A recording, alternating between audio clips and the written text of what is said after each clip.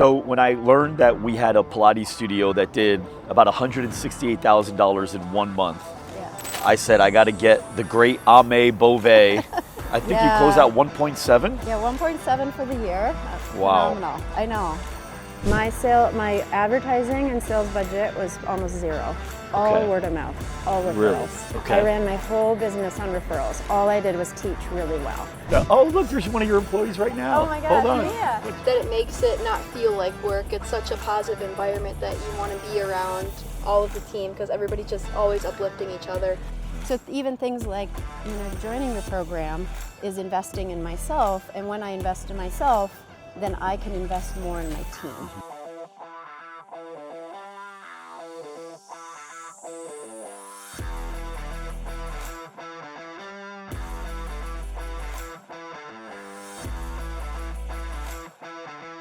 So when I learned that we had a Pilates studio that did about $168,000 in 1 month, I said, I got to get the great Ahme Bovee down here while she's at GSDCon. So we just finished yesterday, had 2 days there, and you're out, we're in Phoenix now, but you're a Michiganer.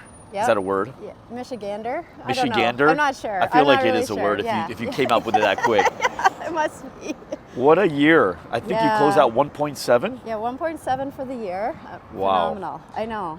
So when I look at all the members that we have that are doing really well, and like you've gotten to see, there's a lot of people in the community that are just amazing people.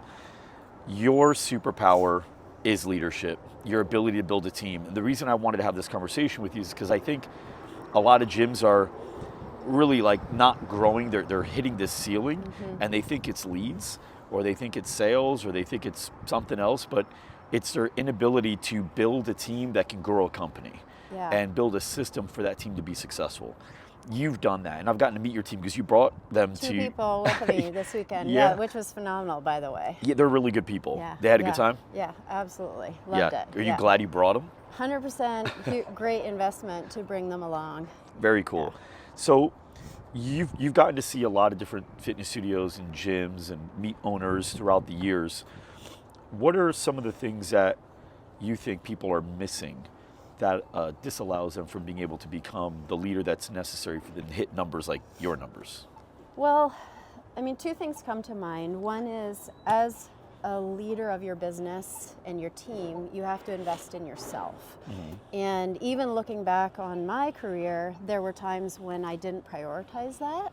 So even things like, joining your program is investing in myself, and when I invest in myself, then I can invest more in my team. And I think good leaders that want to fall on their sword, kind of servant leaders, sometimes put themselves last. And I've learned that putting yourself first actually means you can serve your team better. Like the whole mask on the airplane thing. Exactly, absolutely. And even this weekend at the conference, I was renewed in that vision of, wow, I need to see an even bigger, I have to cast an even bigger viewpoint as my leader so I can keep growing fast enough because they're growing so fast. So that's a piece of it. And the other piece is, that you can think of an investment of finances into the build out of your business, but you could also think of the investment in your team as the build out of your business. That's equally important. And so spending time with them, thinking through how you're going to build systems in your business around building team, not just the numbers. Of course, both being important. Yeah, because people, as they start to grow, they go, man, we just need better people. And it's like, that's probably true, but your people can be better people, the ones that you already have, just by investing in them. Just like you can be a better CEO. Your people probably want a better leader. And they're going to get one if you put that work in. But if you don't put that work in, the better leader means I got to go outside of here. Right. So when you say investing in your education yourself, obviously you joined our stuff, but what else have you done? I'm sure you're a reader. I'm sure you've gone up to other stuff. I don't know if you did any of the Michael Burnout stuff with your sister, because I know she's into it. I did do the Michael Burnout stuff. Absolutely loved it. Game changer, changed me as a person. That was one of the pivotal moments for me in prioritizing myself. Was I invested in the time and the energy to work with you know, my own self-limiting beliefs, because when I have those, I'm limiting my whole team.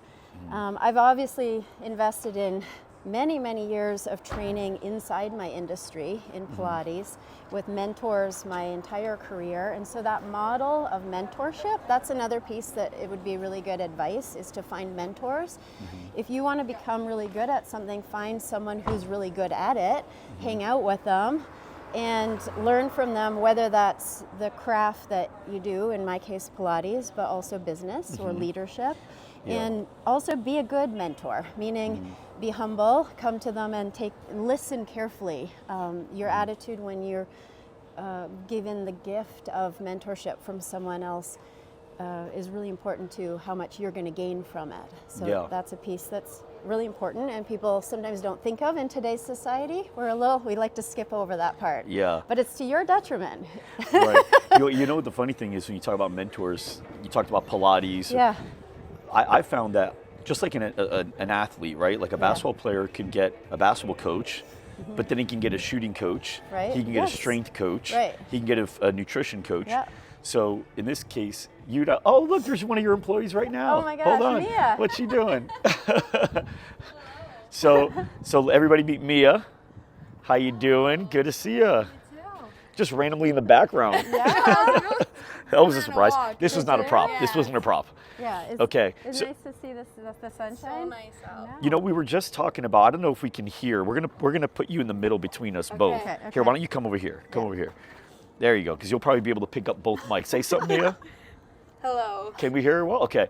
So we were just talking about one of the things that Ahme does really well. One of her superpowers is leadership.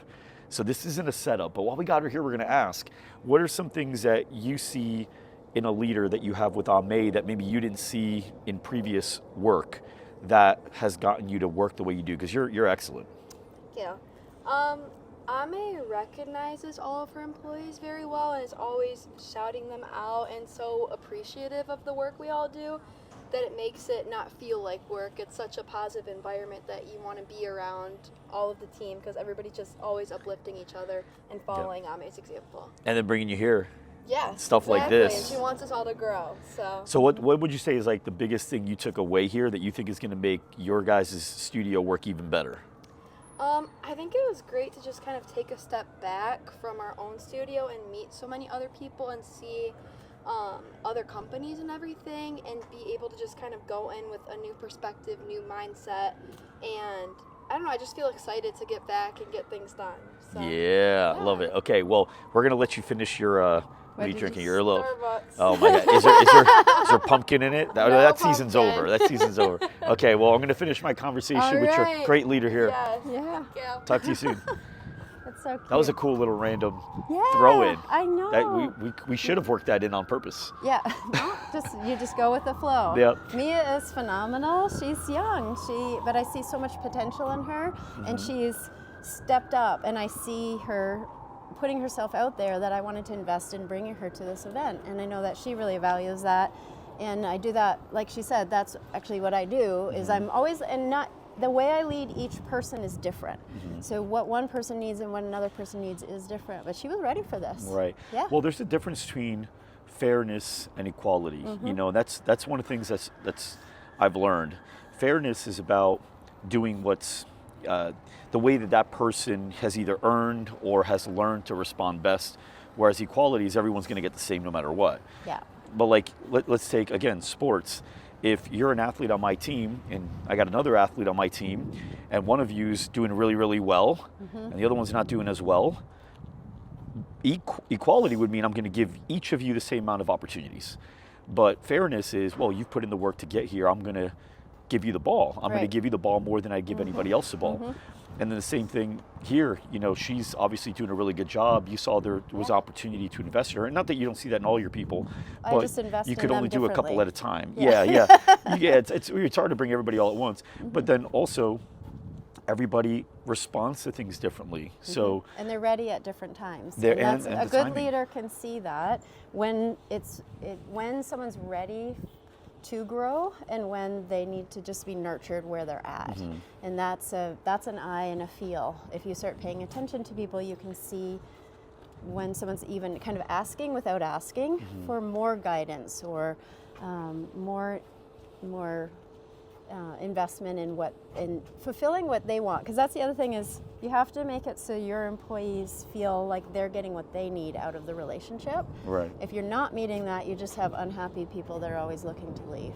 Right. I don't Bare lose minimum any, work I don't too. lose any employees. That's pretty badass. And they keep getting better, which is They good. keep getting better. Yeah. I know. Because I know. sometimes it's okay to lose some if they're just yeah. not in it. But in I'm your happy. case, Things come up. You know, Yeah. things come up, things change. Like you've talked through, like if I was a place someone came to work and they ended up moving on to their dream thing and I was a stepping stone for them to learn some skills that helped them hit what they wanted to do next, I feel really proud about that. Yeah. And Yeah. you've told that story before. And because actually with the guy filming. Yeah, there you go. Yeah. You know, it's that's really goes to the core values of my business is that we're growth mindset, we're trying to help people and helping our team continue to grow with or without us is also part of fulfilling that mission. So let's say you were going to go into a gym that was only doing 25, 30,000. At one point you were, right? It's great that you guys are doing such incredible numbers with like about 500 members, Yeah, I think, yeah, just in yep. the Pilates, or Yep, 480, I think, yep, just in yep, Pilates. Yep. So, but let's say going back to Ahme, who only had, let's say, 25,000 in revenue in a month, which I don't know how much that would be in members, maybe 100 or something. Those are the days where it was quite the grind. Yeah. I'll be honest. Well, because you got to get through that hump, right? You're not making enough money to be Yeah. able to put a lot of stuff together easily, but at Yep. the same time, you need the money, and because you're drowning.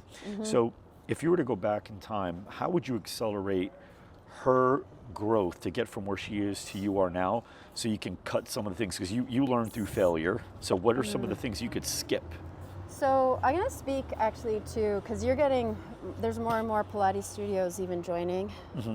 Our And- program, you mean? Yeah, your program, yeah. And I'll speak to, because I know the culture of that. I've been in the industry for 26 years. So in the Pilates industry in the past, it was kind of a starving artist kind of philosophy, meaning if you believed truly in your art and you cared solely about helping people, you know, you don't worry about the money part of Right. it. And in fact, if you care too much about that side of it, you're kind of looked down upon as being in it for the wrong reasons. Right, right. Well, I have a completely different philosophy over that. My heart is very pure. I truly want to help people, but I can do that better when my finances are in order. In fact, I can have a bigger impact to my mission when I run the business. So the one pivotal piece I would say is to start focusing more on the fundamentals of business and understanding the numbers. Because without that, you can't make decisions about what to do first, second. Because you'd ask me, well, what would you do first? Well, I don't know till we see what the numbers are doing. And so getting those KPIs, understanding the business numbers and how the relationships between them was the first step in changing that equation so that myself and someone else that's wanting to grow a business that they truly believe is serving people, but can now impact more and more people's lives through that. I'm so glad you have that frame, because that's a conversation I had to work on with a lot of people in the yoga industries. Big. Yeah, Pilates was it's very big. altruistic. Very altruistic. And I've seen it also with, semi-private or large group regular exercise place, but if they have a, like kind of a Christian-led, so it's like some of them actually will mention God within the actual workouts, right? And so because of that, I think there's this feeling of, if I talk about the money, it's about the money, as if it's binary. You're either going to serve people or you're going to make money. Right, yeah. Not, if I can find a way to serve more people, I can earn more money, so I can find more ways to serve more people, so I can make more money, so I can find more ways to serve, and it actually just keeps going. So long your heart's in the right place and you're making decisions that have integrity behind them, then more is more. And sometimes you have to go against. So putting myself in rooms with different people, with different perspectives, has allowed me to see that tendency and then shift and kind of grow past a self-limiting belief or even an industry-limiting belief. My industry is changing quite quickly in Pilates, and I want to help other studios that have a similar strong passion not get left behind because they missed the importance of the business side of their business.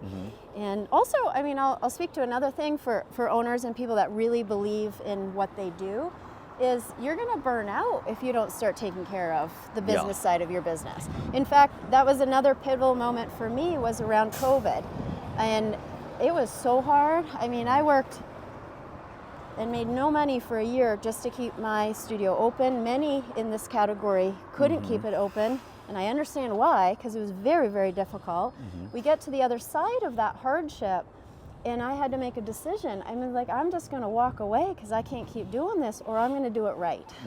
And I chose I'm going to go all in and figure it out and make this something that I can sustain for the rest of my life, not something that's just going to burn me out in a few years. And that would be my fear for that growing business in this boutique category, is if they don't figure out the business side fairly quickly, they're burning the candle at 5 ends of the stick, and it's going to burn out, and then they can't help anybody. Right. Well, and when you talk about burnout, not only do you burn out, but your people would actually burn out too. Yes. Because they have things they want to do outside of the Pilates classes. Right. And I know you take care of your people really well, financially as well, but not just financially, experientially. Like, you brought them here to Phoenix. They did this wonderful thing. I asked you this, as soon as I saw you just today, I'm like, hey, so have you had a chance to rest your brain since yesterday? You said, well, we actually took the team and we went to optimize, and we did this whole hot, cold, and recovery. Yeah, we did a whole recovery thing this morning. That wouldn't be able to happen if you were barely making it. Yeah. Well, I couldn't invest. Also, our members would also suffer, because if I didn't have a properly balanced business, I wouldn't be able to invest in going to get the latest and greatest Pilates training and bringing it back to Grand Rapids either. So I need to create a system a model of my business that sustains itself over time, so that I can bring the best of the best back to my members. And I've always understood from the beginning. So education was really number one in my mind. I've always budgeted for education my whole career, and I would highly recommend anyone keep that category, whether it's education, mentorship, business mastermind. Every year they should be doing something in that category. I'm going to chop up the Abraham Lincoln quote, but it was something like, if I had 7 hours to chop down a tree, I'd spend 6 hours sharpening the saw. Right. That may not be the amount of hours, but like the general point of, I'm going to get more done with a sharper blade than I would with a dull blade, just working all the time. So it's such a great analogy. You mentioned that the Pilates industry is changing a lot. You said there's quite a few changes happening. What are some of the things that you're seeing? So the fitness industry in general has its fads, right? It has its ups and downs, and Pilates is on an upswing right now, very popular, and I understand why. It's a new category, really, a little bit misunderstood, but it takes into account the whole person, and that's one of the reasons why it's hard to describe what Pilates is, because what one person experiences the other may be different, because we're meeting the person where they're at, and each person needs something different. It's mind, body, spirit, stretching, strength, flexibility, balance, all of those things are happening in good Pilates. So imagining you go back now that you have no money, you've got none, just enough to barely make it. What are you advising yourself, your $25,000 a month self? What are you advising yourself to accelerate the time it took you to get to 168, where you can get there in maybe half the time?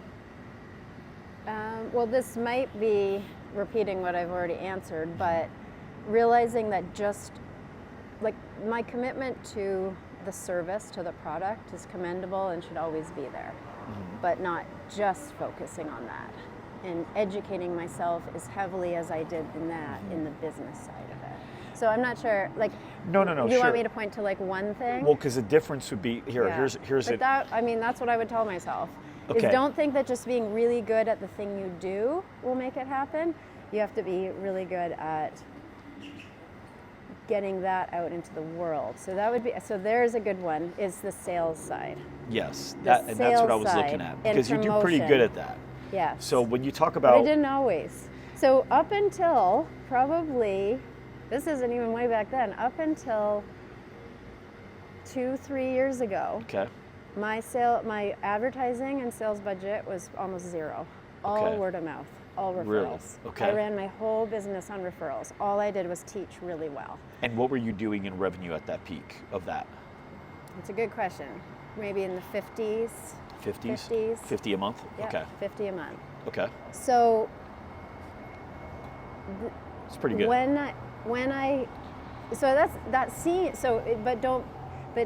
would be easy for that person to be duped into thinking, well, then I'm doing fine.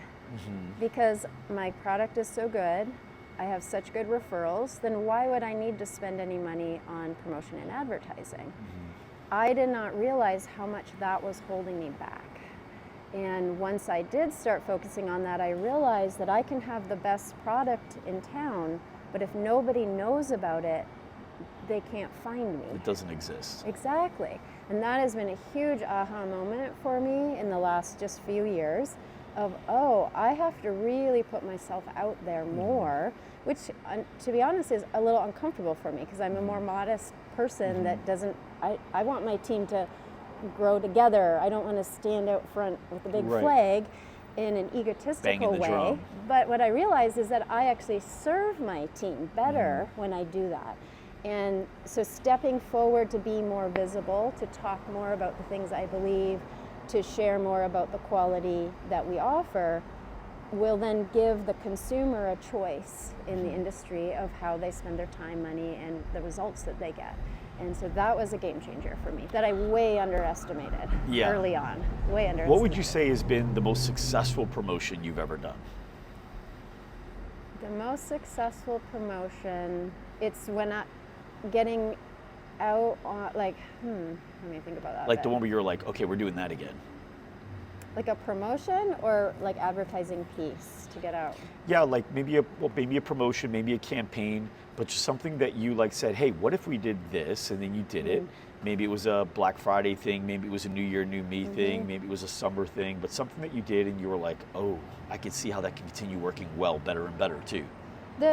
I will say there was a big change in the business growth when I started doing free intro classes. Okay. And I see other businesses in my same category that are resistant to doing those. I think it's because they are looking at the dollar and cents and going like, I don't want to have to pay a teacher to teach classes for free. I'm going to tell you, it's well worth the investment. So because now you're signing up members at a much faster speed, and because the best way to sell your product or your service is to have them try it. And so if I can lower the barrier to entry, make it easier for someone to come in and try a class with us, so our free intro classes, very low barrier, right? They don't even have to pay anything. Right. They're coming in, they're trying it, then they experience what we have to offer, and then we can talk to them about where it goes from there. That was a game changer for sure. Yeah. And the willingness to invest in that and then spend time building out what that experience would look like. So making sure that how we're greeting them, how we're teaching those classes is specifically geared towards that first-time person to make them feel successful, and then layering in more of a sales process, because that's the other thing we were really missing in our industry before, was not just at my studio, the whole industry, is just awareness on sales. Yeah.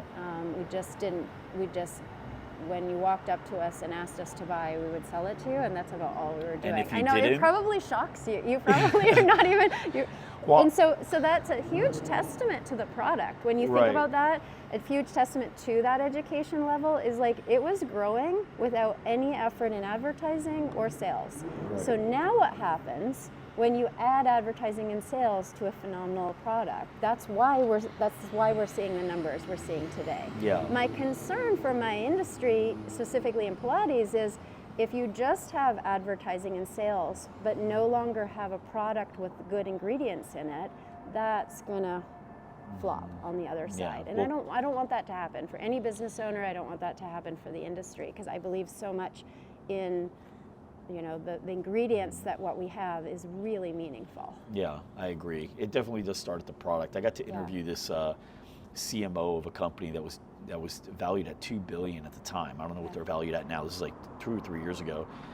And he was a CMO, Chief Marketing Officer. I said, where do you spend the majority of your attention? He goes, the product, hands down the product. Yeah. And I said, well, tell me about that. He goes, if we've got a great product, people are going to stay longer. That's less people we have to sell. If we have a great product, we're going to get more reviews. That's less marketing material we have to create. We're going to get more testimonials. People are going to create videos about their experience with us on their own without it. They're going to bring in friends. He's like, everything that we do is a lot easier, but 80% of my time is focused on how do I make the product so good that if I couldn't do everything else, this would be at least good enough. And then everything else is just steroids. Now you're just adding an accelerator onto something that works on its own. I think that would be a model for any business, in any category, is make sure that the product or service that you have is actually self-sustaining, and then pour the accelerant on it. But people go backwards. And then they wonder why people are leaving every 5 months, on average. Attrition rate, so our attrition rate last year, 4%. That's phenomenal in this category. And for everybody listening, attrition is a percentage of people that you lose on a monthly basis. So if you have 100 members and you have a 5% attrition, you lost 5 members. So you said it was about 4 or 5%? Yeah, on average last year was 4%. I'd hover in that 4-5%, and that's, for the most part, those are people that are moving. They're moving, or some major life change is happening. When you get to that level, there's just a certain number of people, but that I attribute to our focus. That's a mantra I have in the studio for my team, is that we're looking for members for life, and that even includes when they go to cancel with us. So when we want the experience to cancel their membership because maybe they're moving to go to college, or they're having a baby, or they're whatever, that the way we treat them, speak to them, how important we take their case, helping make sure that experience is really good, is so good that they'll want to join the second. If they move back to our city after that baby, they want to join right away. So we don't make anything hard. Even leaving us is not hard. We wish you well. We want you to find a studio in the city. We'll help them look up a studio in the city they're moving to make sure that they find a good fit. Because we're looking for a long-term relationship with people, not a short-term relationship with people. I would say that's for our members, but that's also the way I look at my team, that I'm looking for a long-term relationship with this person, not a short-term relationship. And so my investment in them is as if we're going to hang out for a long time. And that's the way I see it. And sometimes it works that way, sometimes it doesn't, but that's a great perspective. It helps you come to the table with a lot of value for them as well. One of the things that you said probably about 5 minutes ago or so, you mentioned the free class. And so I've learned there's 2 reasons people don't like to give the free class. One of them you mentioned, which is they don't want to pay. The other one is they don't want to devalue their service, the appearance of it. I always looked at it like, well, is it as valuable as you think? Yes, then let them taste it. Because if it is if it's as valuable as you think, where you're like, I don't want to devalue it, then let them taste it, because they're not going to want to devalue it either, and they're going to want to buy it. And then the other thing, as far as the cost, I think people look at that as an operational cost, but it's really a marketing expense. So if, let's say, you're I'm not going to say your numbers just because I don't know people on your team, how many might be at different scales, but let's say somebody's getting paid $20, just using easy numbers, $20 for a class, right? I know it's probably more, but let's say it's $20 for a class. Okay, well, you're spending that $20 to have that person come in, but at the same time, that money what would your cost of lead would have been? And even if you got 100 leads, you may only get 60 of them on the phone. You may only get 15 or 20 of them actually in the door. So when you break down what you're paying to normally make a sale anyway, you probably actually close more sales at a lower cost if you actually got more of them in with a really great offer like that. I think the investment in the cost of offering the class is a no-brainer. That's easy.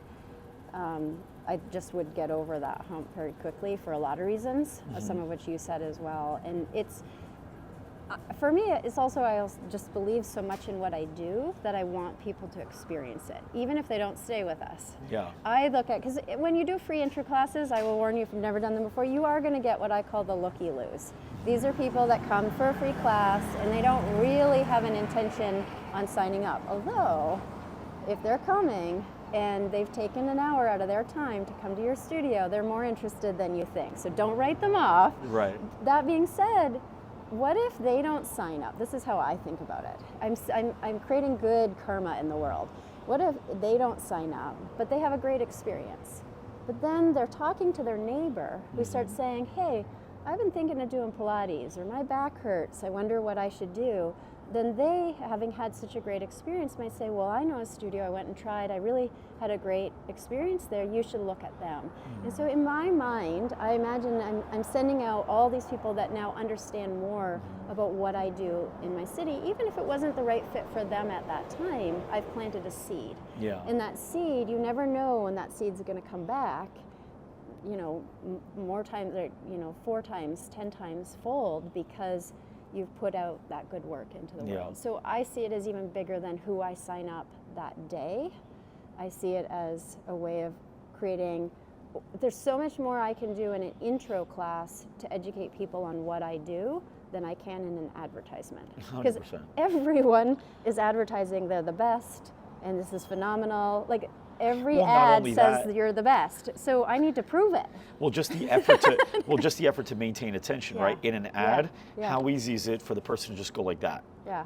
Versus if they're in the studio, it's hard to just, they're not going to walk out. I've got their attention. I can really educate you here.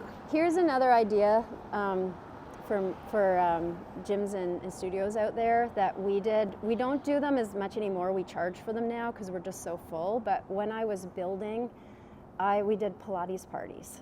And what that is an intro class that one of our members hosts for free. We would do it complimentary. So one of our great members that loves us could bring in and fill the room with their friends, and we would give them a customized Pilates party.